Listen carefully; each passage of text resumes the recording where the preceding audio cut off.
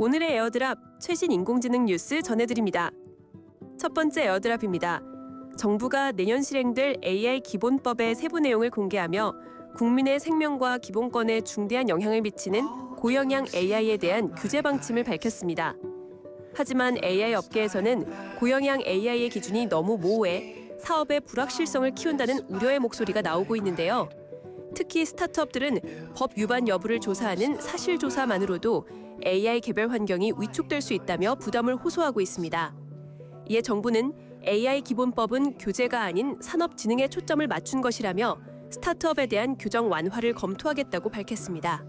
네, 자 여러 가지 규제들이 많아지면 어떡해라는 걱정도 있지만 중요한 부분에 한해서는 AI의 문제점도 미리 살피면서 가야 된다. 이 내용이 합의해가는 과정인 것 같습니다. 오늘 정의란 무엇인가에서도 이런 방식으로 딱 정해진 정답, 문구에 쓰여진 고정된 쉬운 이야기가 아니라 끊임없이 그 적정함을 찾아가야 되는 얘기를 할 건데요. 역시 관련 주제와 비슷해 보입니다. 저희가 샵 연구사업원으로 이 고장난 전차의 딜레마 어떻게 할 거냐 물었는데 어리석은 정치는 어떻게 골라내니라고 8323님이 문자를 주셨거든요. 그거 여러분이 투표로 골라내셔야 됩니다. AI한테 맡기시면 안 됩니다. 네, 두 번째 에어드랍 전해주시죠. 두 번째 에어드랍입니다. AI가 이제 여러분을 대신해 결제까지 해주는 시대가 열립니다.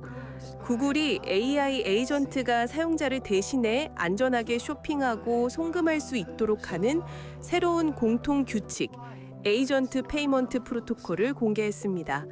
앞으로는 AI 비서에게 여행 준비를 부탁하면 AI가 항공사와 호텔을 예약하고 결제까지 한 번에 끝내주는 것이 가능해지는데요. AI가 단순한 비서를 넘어 우리의 디지털 지갑 역할까지 하게 될지 주목됩니다. 네, 하지만 숙제가 있습니다. 지금 KT 해킹 사태, 롯데카드 해킹 사태, 또 여러 가지 SK 문제도 많았죠. 나 대신 결제까지 한다고 하면 이거 해킹되거나 혹은 잘못되면 어떡합니까? 그런 안전성에 대한 고민도 조금 하게 됩니다. 어쨌든 인간이 쓰는 단순 노동의 시간을 줄여서 인간의 관계, 인간다움, 세상에 대한 이로움을 고민하는 시간이 많아지는 건 좋은 일인 것 같습니다. 세 번째 에어드랍 알려주세요. 세 번째 에어드랍입니다. KBS, MBC, SBS 지상파 방송 3사가 네이버를 상대로 소송을 시작했습니다.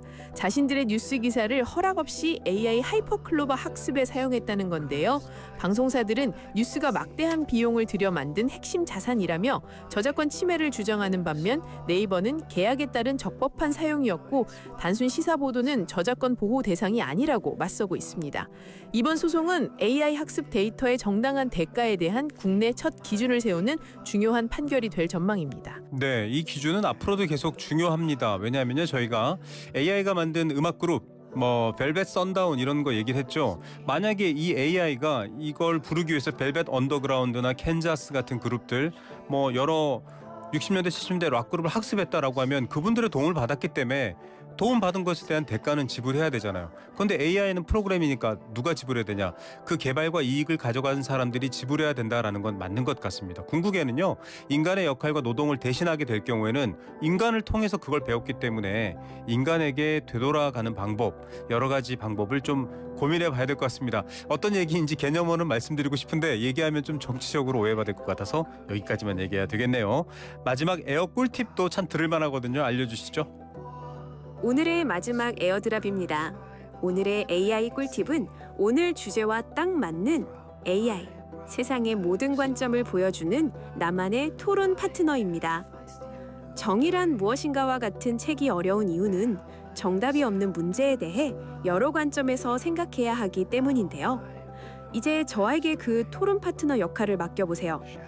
예를 들어, 나는 전차 딜레마에서 한 명을 희생해 5명을 구하는 것이 옳다고 생각해. 나의 주장을 공리주의 관점에서 더 강화해주고 이에 대한 가장 강력한 반박 논리도 3가지만 알려줘 라고 지시하는 겁니다. 저는 찬성과 반대의 논리를 모두 제시하며 당신이 한쪽으로 치우치지 않고 균형 잡힌 생각을 할 수 있도록 돕는 생각의 거울이 되어 드릴 수 있습니다. 네, 생각의 거울 정말 아주 솔깃한 꿀팁입니다. 이런 것도 가능해요.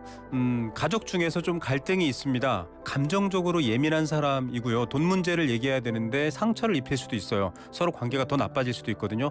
AI에게 이 모든 조건을 주고 내가 이 사람에게 이런 방식으로 그 돈 문제를 해결하자고 설득하려고 하는데 나와 가상으로 토론을 해줘라고 하면 미리 상처를 주는 걸 막을 수도 있습니다.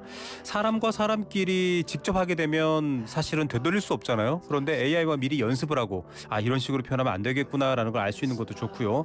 앞서 얘기한 것처럼 어려운 주제들은 내가 누군가와 토론하면서 그 지역의 지식과 이해가 넓어지거든요. 그런 면에서는 읽은 책이 애매한데 이게 무슨 내용이지 이러신 분들은 AI에게 그 책 내용으로 나랑 토론 한번 하자라고 하면 AI가 접근 가능한 정보에서는 여러분과 토론을 해줄 수 있습니다. 물론 관점을 정해놓고 토론하는 게 좋겠죠. AI 꿀팁들 계속 알려드리고 있는데요. 이것만 모아놨다가 주변의 가족들에게 친구들에게 좀 보내주십시오. 이 말 많은 천연지능 진행자 아저씨는 누구야? 라고 물을진 모르겠지만 정말 도움되는 꿀팁 많죠. 자, 가장 빠른 AI 뉴스 에어드라이브였습니다.